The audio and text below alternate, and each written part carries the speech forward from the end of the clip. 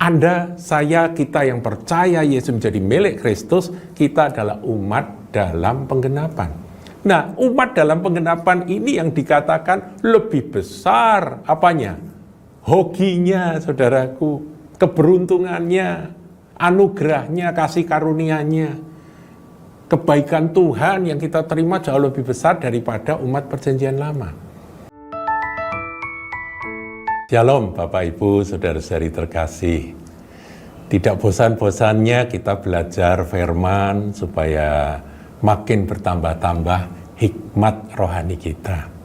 Saudara, kita akan belajar berkait dengan apa yang saya sampaikan kemarin, yaitu tentang berlakunya hukum Taurat dan kemudian diselesaikan oleh Tuhan Yesus melalui penebusan, yaitu saudara bisa ikuti tuduhan dari kaum polemikus agama lain yang mengatakan bahwa Paulus itu penyesat itu ya, saudara bisa ikuti, itu sangat mencerahkan. Nah, saya akan tambahkan saudaraku untuk pelajaran kali ini, yaitu di dalam Matius 11 ayat yang ke-10. Ini tentang kata-kata Tuhan Yesus mengenai Yohanes Pembaptis. Ayat 10. Karena tentang dia ada tertulis, lihatlah, aku menyuruh utusanku mendahului engkau, ia akan mempersiapkan jalanmu di hadapanmu. Ya, ini kan tentang Yohanes ya, yang mempersiapkan jalan bagi Tuhan, bagi Yesus. Ayat 11, aku berkata kepadamu, sesungguhnya di antara mereka yang dilahirkan oleh perempuan, jadi ini yang orang-orang yang mengalami kelahiran jasmani begitu ya, semua kan lahir dari perempuan. Saudara saya, kita semua lahir dari perempuan ya. Sesungguhnya di antara mereka yang dilahirkan oleh perempuan tidak pernah tampil seorang yang lebih besar daripada Yohanes Pembaptis. Namun yang terkecil dalam kerajaan surga lebih besar daripadanya. Itu saudaraku, ini ayat sering bikin bingung. Yohanes ini satu pribadi di antara semua orang yang lahir dari perempuan, tidak ada yang lebih besar dari dia. Tapi kok kemudian dilanjutkan oleh Tuhan dengan kalimat yang terkecil dalam kerajaan surga lebih besar dari dia. Nah, lebih besarnya itu yang dimaksudkan apa? Yang terkecil dalam kerajaan surga kok dikatakan lebih besar dibandingkan Yohanes yang terbesar dari semua yang lahir dari perempuan. Saudara, ya satu ya, orang yang ada di dalam kerajaan surga itu bagi kita tahu bahwa hanya ada satu jalan, yaitu kita umat perjanjian baru untuk masuk dalam kerajaan surga, kita harus ada di dalam Kristus. Menerima dia sebagai Tuhan Juru Selamat, kemudian kita tinggal di dalam Kristus, di mana tidak ada penghukuman, kita berada menjadi satu dengan Kristus, berada di dalam dia menjadi satu dengan Kristus, dan kita ada di dalam kerajaan surga. Nah, itu lebih besar dalam makna apa? Ya lebih hoki, lebih beruntung. Karena apa, saudara? Karena Yohanes ini kan hidup di perjanjian lama.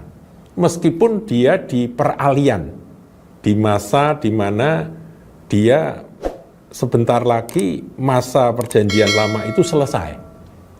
Ngerti ya, saudara ya? Dialah yang mempersiapkan Mesias. Tuhan Yesus dia persiapkan, dia beritakan, kemudian dia menunjuk, lihatlah anak domba Allah yang menghapus dosa isi dunia. Kemudian dia mati dipenggal. Pada waktu itu dia ada di penjara ya. Tuhan Yesus sudah berbicara tentang Yohanes. Dan tidak berapa lama setelah itu Yohanes dipenggal, meninggal. Yesus belum disalib. Jadi perjanjian baru itu sudah dimulai tapi belum sampai pada penggenapannya. Saya ingin sampaikan, saudaraku, ya, hamba Tuhan berkata bahwa ada seorang hamba Tuhan yang berkata bahwa umat Perjanjian Lama itu adalah umat dalam penantian dan pengharapan akan Mesias. Jadi Yudaism, ya, agama Yudaism sekarang ini, Yudaisme sekarang ini itu adalah kelompok umat dalam penantian. Mereka masih menantikan karena mereka menolak Yesus yang sebetulnya adalah kegenapan dari apa yang mereka tunggu. Tapi mereka menolak, ya, itulah fakta sampai hari ini, saudaraku. Sementara kita umat Tuhan yang menerima Yesus sebagai Tuhan Juru Selamat, yang menjadi milik kepunyaannya, yang menjadi mempelai wanitanya, yang tinggal di dalam Dia sekarang sampai kekal nanti, itu adalah umat di dalam penggenapan. Nah, saya tidak ingin nanti ada umat di dalam kebingungan. Bingung yang mana? Ya, itu perlu ditolong, saudaraku, mereka yang masih bingung. Anda, saya, kita yang percaya Yesus menjadi milik Kristus, kita adalah umat dalam penggenapan. Nah, umat dalam penggenapan ini yang dikatakan lebih besar apanya? Hokinya, saudaraku, keberuntungannya, anugerahnya, kasih karunia-Nya. Kebaikan Tuhan yang kita terima jauh lebih besar daripada umat Perjanjian Lama. Nah, saudara mungkin bertanya, kalau gitu umat Perjanjian Lama itu diselamatkan atau tidak? Oh, orang-orang yang percaya pada apa yang dinantikan, mereka juga diselamatkan, saudara. Ya, jadi ini yang Tuhan maksudkan. Jadi yang terkecil, saudara mungkin orang yang lemah tidak sehebat nabi-nabi Perjanjian Lama, tapi meskipun Anda kecil, Anda tinggal dalam Kristus. Nah, kalau tinggal dalam Kristus, menyatu dengan Kristus itu, ya saya mau tanya, Kristus itu lebih besar atau lebih kecil dari Yohanes? Ya, lebih besar. Jadi, lebih besarnya saya dari Yohanes Pembaptis bukan karena saya, bukan karena perbuatan saya, pelayanan saya jelas tidak bisa dibandingkan. Dia terbesar, saya juga lahir dari perempuan, saudara, ya, dari ibu saya. Tapi, saudara, dengerin ya, tapi karena saya ada di dalam Kristus, maka karena Kristus lebih besar dari Yohanes, maka saya pun jadi lebih besar dari Yohanes. Itu yang dimaksud oleh Tuhan Yesus. Tapi sebetulnya yang dimaksud lebih besar itu keberuntungannya, hokinya, kasih karunia-Nya itu lebih besar. Itu umat Perjanjian Baru, saudaraku. Jadi luar biasa ya. Luar biasa apa yang Tuhan berikan kepada, yang Tuhan tawarkan, Tuhan karuniakan kepada kita-kita ini. Kalau kita sampai nggak bisa memahami betapa besar kasih karunia-Nya, kasih setianya kepada kita, ya kita kebacut atau keterlaluan, saudaraku. Kemudian ayat 12. Sejak tampilnya Yohanes Pembaptis hingga sekarang, kerajaan sorga diserong. Nah, kata diserong ini bahasa Indonesia yang jarang dipakai. Sehingga banyak yang menyalah tafsirkan, dipikirnya diserong itu diserongkan, disimpangkan, begitu ya. Tapi kalau kita teliti kata diserong itu, dan orang yang menyerongnya mencoba menguasainya, itu dari akar kata bahasa Yunani, biaso, yang maknanya itu kerajaan sorga itu diperlakukan dengan kasar, dengan keras, dengan kekerasan begitu ya, dengan violence. Itulah makna diserong. Dan orang yang menyerongnya, orang yang memperlakukan dengan kasar itu, semua mencoba menguasainya. Nah, di sini memang ada dua makna. Kalau makna negatif, seperti orang-orang Farisi, sejak tampilnya Yohanes, ada orang-orang yang mencegah akan Injil, mencegah akan kabar baik, mencegah akan karya penebusan Tuhan Yesus. Nah, hasilnya ya memang betul. Akhirnya mereka memperlakukan akan kerajaan Allah itu dengan keras, dengan kejam, ya, menyerong kerajaan Allah, sehingga mereka justru menjadi penghalang bagi pintu kasih karunia yang dibukakan. Ngerti ya, saudara? Jadi bayangkan, saudaraku ya, imajinasikan kerajaan surga itu dibuka oleh kasih karunia Tuhan Yesus, Tetapi ada kelompok orang-orang yang pada waktu itu adalah orang-orang Yahudi, orang Farisi, ahli Taurat, itu menyerong, mencegah, memperlakukan dengan kasar, keras, sehingga orang yang mau masuk dihalang-halangi. Nah, itu yang terjadi, saudaraku, yaitu dengan aniaya dan sebagainya. Tetapi ada pengertian atau makna yang positif, yaitu sejak tampilnya Yohanes Pembaptis hingga sekarang yang memperkenalkan Tuhan Yesus itu, surga diserong dan orang yang menyerongnya mencoba menguasainya.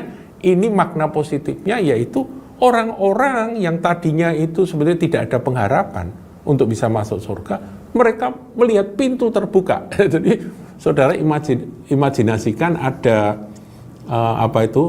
pintu dari sebuah gedung rumah mewah dari orang kaya yang dibuka pagarnya, kemudian di dalam disediakan akan makanan gratis, disediakan akan sembako gratis. Orang berduyun-duyun masuk karena nggak perlu bayar gitu ya. Nah, seperti itulah. Nah, itu berdesak-desakannya itu dikatakan dengan gigih. Nah, ini dijelaskan, saudaraku ya. Ini dijelaskan di dalam versi Lukas. Coba saya bandingkan versi Lukas. Pasal 16, ayat 16. Hukum Taurat dan kitab para nabi berlaku sampai zaman Yohanes Pembaptis. Gitu ya. Jadi itu berlakunya sampai situ. Nanti akan diberlakukan lagi hukum kasih karunia, hukum roh, hukum iman yang Tuhan Yesus beritakan. Yaitu barang siapa percaya tidak binasa, melainkan beroleh hidup kekal. Itu hukum yang lain. Dan sejak waktu itu, kerajaan Allah diberitakan itu saya tafsirkan, dibuka pintunya kerajaan Allah. Ini loh, masuk, begitu ya. Dan setiap orang menggagainya, berebut memasukinya. Ini juga pakai kata biaso, to use force. Jadi orang, ayo masuk gitu ya. Nah, ini makna positif saja yang dijelaskan di dalam Lukas 16 ayat 16. Kalau makna negatif itu nanti ada sekelompok orang yang memperlakukan dengan keras, kasar untuk mencegah. Karena mereka mau mengklaim bahwa kerajaan Allah yang benar tuh ini. Yaitu harus melakukan hukum Taurat begitu ya. Ini kan masalah peralihan dari Taurat kepada Injil, kepada kabar baik, kepada kasih karunia, kan gitu. Nah, saudara, rupa-rupanya pertentangan dua